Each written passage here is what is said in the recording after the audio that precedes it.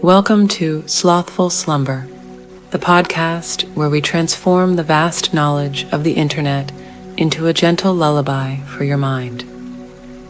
I'm your host, Luna Dreamwell, and I'm here to guide you on a journey to tranquility through the soothing cadence of Wikipedia articles.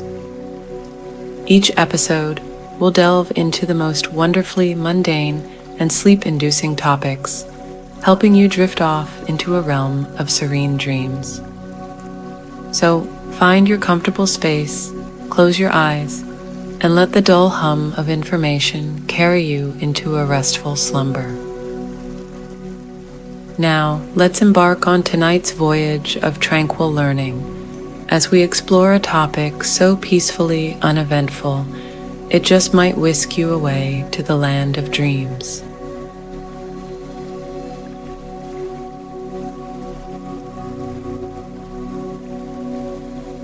This Wikipedia article is titled Broadcasting. Broadcasting is the distribution of audio or video content to a dispersed audience via any electronic mass communications medium, but typically one using the electromagnetic spectrum, radio waves, in a one-to-many model. Broadcasting began with AM radio, which came into popular use around 1920 with the spread of vacuum tube radio transmitters and receivers. Before this, most implementations of electronic communication, early radio, telephone, and telegraph, were one-to-one, with the message intended for a single recipient. The term broadcasting evolved from its use as the agricultural method of sowing seeds in a field by casting them broadly about. It was later adopted for describing the widespread distribution of information by printed materials or by telegraph. Examples applying it to one-to-many radio transmissions of an individual station to multiple listeners appeared as early as 1898. Over-the-air broadcasting is usually associated with radio and television, though more recently, both radio and television transmissions have begun to be distributed by cable television. The receiving parties may include the general public or a relatively small subset. The point is that anyone with the appropriate receiving technology and equipment, for example, a radio or television set, can receive the signal. The field of broadcasting includes both government-managed services, such as public radio, community radio, and public television, and private commercial radio and commercial television. The U.S. Code of Federal Regulations, Title 47, Part 97, defines broadcasting as transmissions intended for reception by the general public, either direct or relayed. Private or two-way telecommunications transmissions do not qualify under this definition. For example, amateur, ham, and citizens band, CB, radio operators are not allowed to broadcast. As defined, transmitting and broadcasting are not the same. Transmission of radio and television programs from a radio or television station to home receivers by radio waves is referred to as over-the-air, OTA, or terrestrial broadcasting, and in most countries requires a broadcasting license.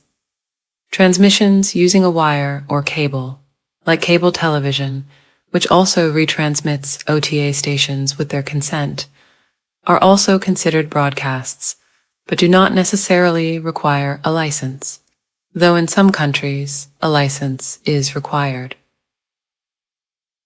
In the 2000s, transmissions of television and radio programs via streaming digital technology have increasingly been referred to as broadcasting as well.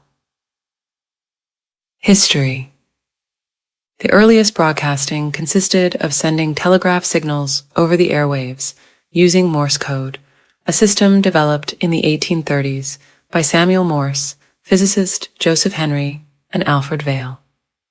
they developed an electrical telegraph system which sent pulses of electric current along wires which controlled an electromagnet that was located at the receiving end of the telegraph system. A code was needed to transmit natural language using only these pulses and the silence between them. Morse therefore developed the forerunner to modern International Morse code. This was particularly important for ship-to-ship and ship-to-shore communication, but it became increasingly important for business and general news reporting, and as an arena for personal communication by radio amateurs.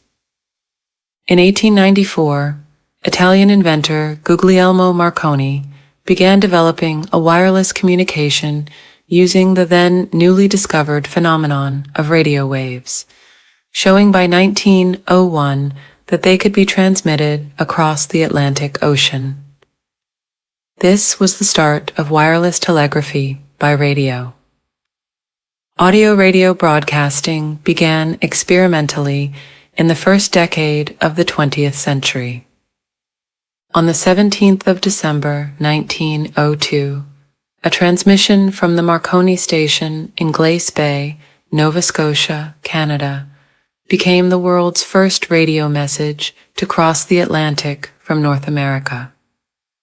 In 1904, a commercial service was established to transmit nightly news summaries to subscribing ships, which incorporated them into their onboard newspapers. World War I accelerated the development of radio for military communications. After the war, commercial radio AM broadcasting began in the 1920s and became an important mass medium for entertainment and news. World War II again accelerated the development of radio for the wartime purposes of aircraft and land communication, radio navigation, and radar. Development of stereo FM broadcasting of radio began in the 1930s in the United States and the 1970s in the United Kingdom, displacing AM as the dominant commercial standard.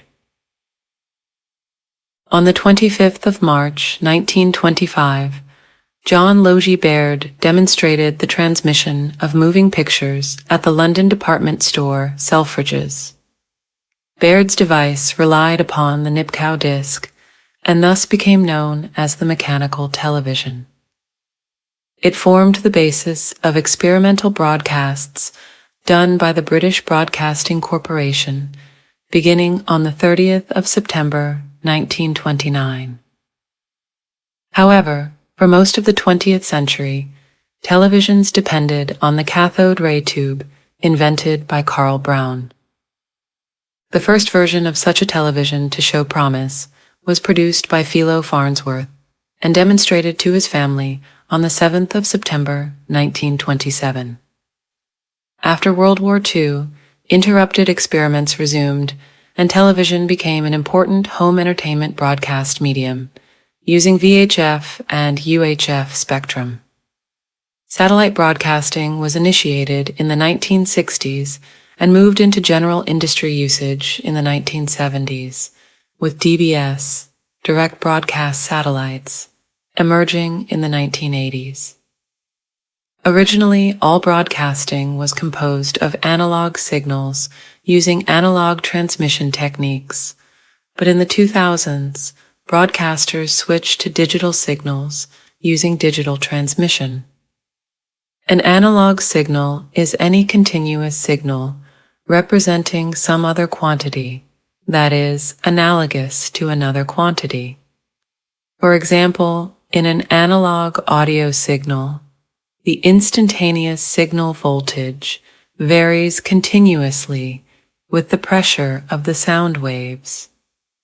In contrast, a digital signal represents the original time-varying quantity as a sampled sequence of quantized values, which imposes some bandwidth and dynamic range constraints on the representation. In general usage, Broadcasting most frequently refers to the transmission of information and entertainment programming from various sources to the general public. The world's technological capacity to receive information through one-way broadcast networks more than quadrupled during the 2 decades from 1986 to 2007, from 432 exabytes of optimally compressed information to 1.9 zettabytes. This is the information equivalent of 55 newspapers per person per day in 1986 and 175 newspapers per person per day by 2007. Methods. In a broadcast system, the central high-powered broadcast tower transmits a high-frequency electromagnetic wave to numerous receivers. The high-frequency wave sent by the tower is modulated with a signal containing visual or audio information. The receiver is then tuned so as to pick up the high-frequency wave, and a demodulator is used to retrieve the signal containing the visual or audio information. The broadcast signal can be either analog. Signal is varied continuously with respect to the information, or digital. Information is encoded as a set of discrete values.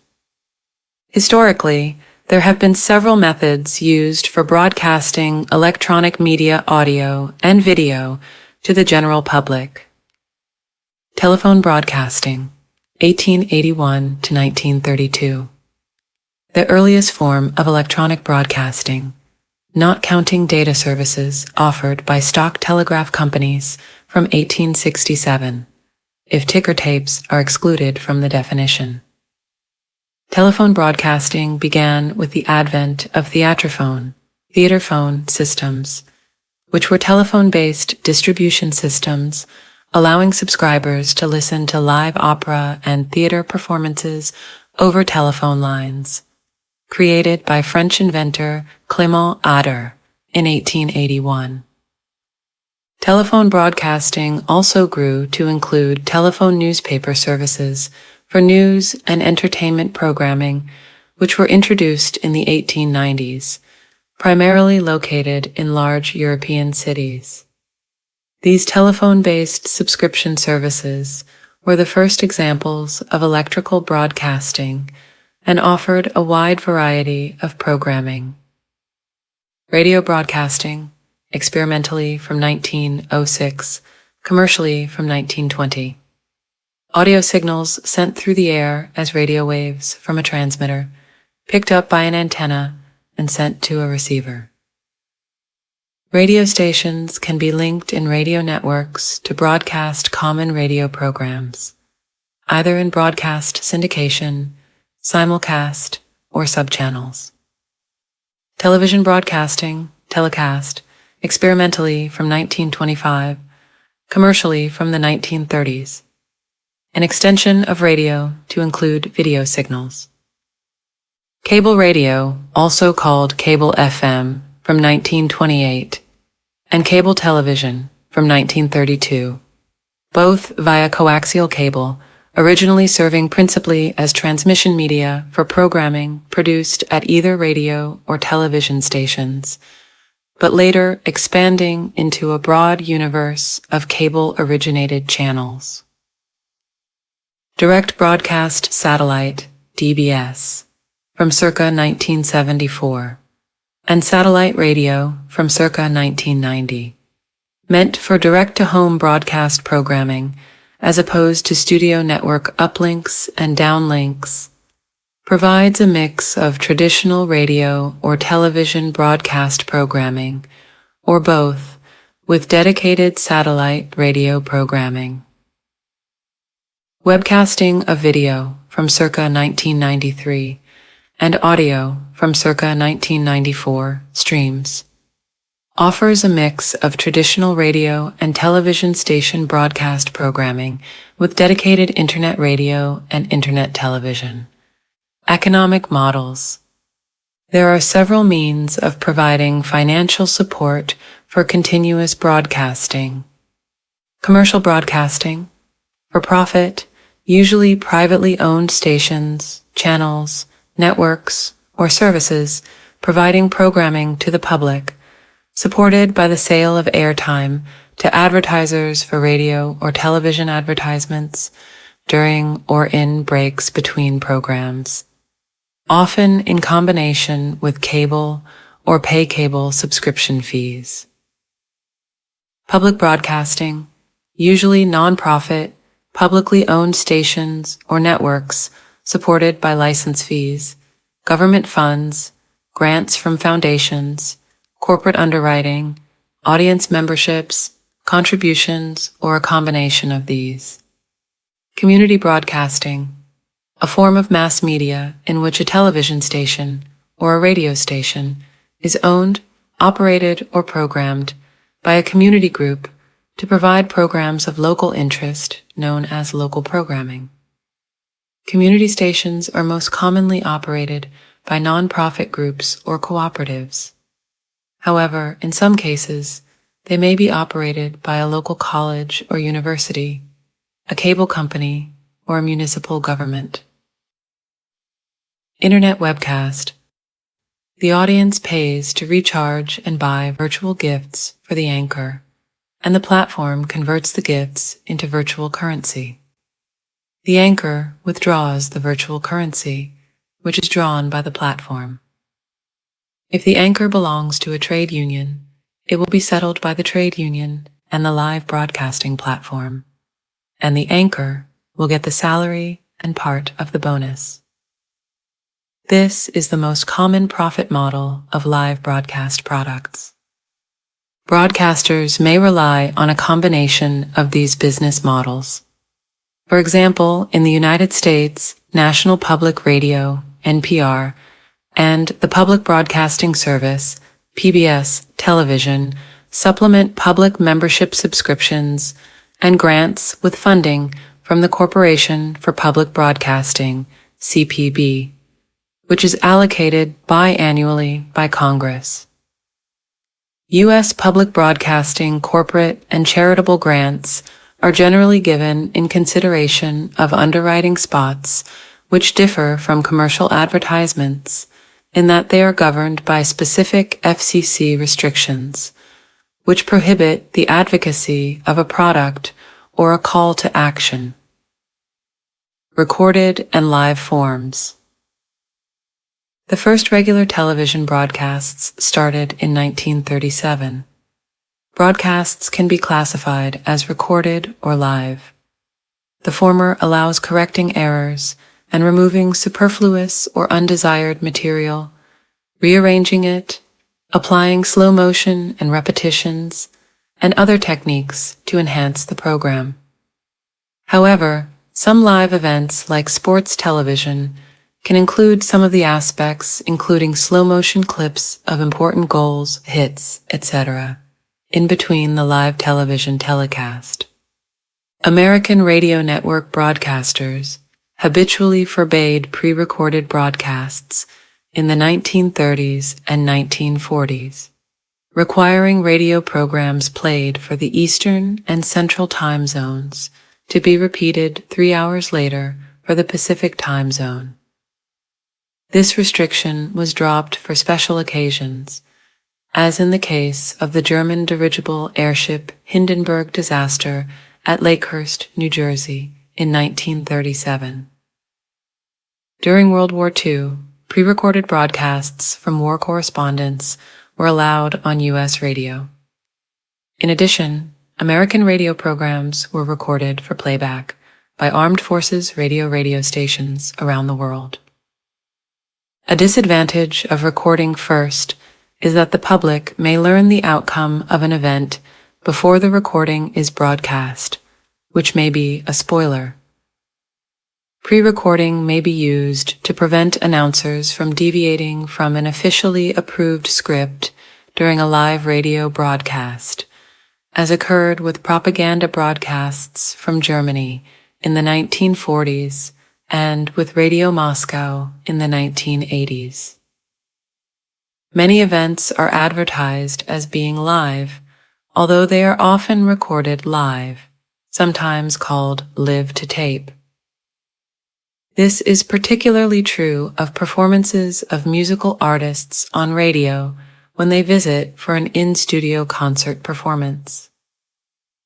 Similar situations have occurred in television production and news broadcasting. A broadcast may be distributed through several physical means. If coming directly from the radio studio at a single station or television station, it is sent through the studio or transmitter link to the transmitter, and hence from the television antenna located on the radio masts and towers out to the world. Programming may also come through a communication satellite, played either live or recorded for later transmission. Networks of stations may simulcast the same programming at the same time, originally via microwave link, now usually by satellite. Distribution to stations or networks may also be through physical media, such as magnetic tape, compact disc, CD, DVD, and sometimes other formats.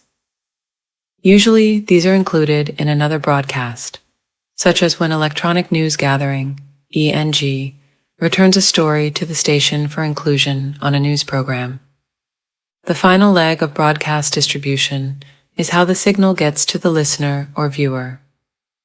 It may come over the air, as with a radio station or television station, to an antenna and radio receiver, or may come through cable television or cable radio, or wireless cable, via the station or directly from a network. The Internet may also bring either Internet radio or streaming media television to the recipient, especially with multicasting, allowing the signal and bandwidth to be shared. The term broadcast network is often used to distinguish networks that broadcast over-the-air television signals that can be received using a tuner inside a television set with a television antenna from so-called networks that are broadcast only via cable television, cablecast, or satellite television that uses a dish antenna. The term broadcast television can refer to the television programs of such networks. Social impact. The sequencing of content in a broadcast is called a schedule. As with all technological endeavors, a number of technical terms and slang have developed. A list of these terms can be found at List of Broadcasting Terms. Television and radio programs are distributed through radio broadcasting or cable, often both simultaneously. By coding signals and having a cable converter box with decoding equipment in homes, the latter also enables subscription-based channels, pay TV, and pay-per-view services. In his essay, John Durham Peters wrote that communication is a tool used for dissemination. Peters stated, "Dissemination is a lens, sometimes a usefully distorting one, that helps us tackle basic issues such as interaction, presence, and space and time, on the agenda of any future communication theory in general." Dissemination focuses on the message being relayed from one main source to one large audience without the exchange of dialogue in between. It is possible for the message to be changed or corrupted by government officials once the main source releases it. There is no way to predetermine how the larger population or audience will absorb the message. They can choose to listen, analyze, or ignore it.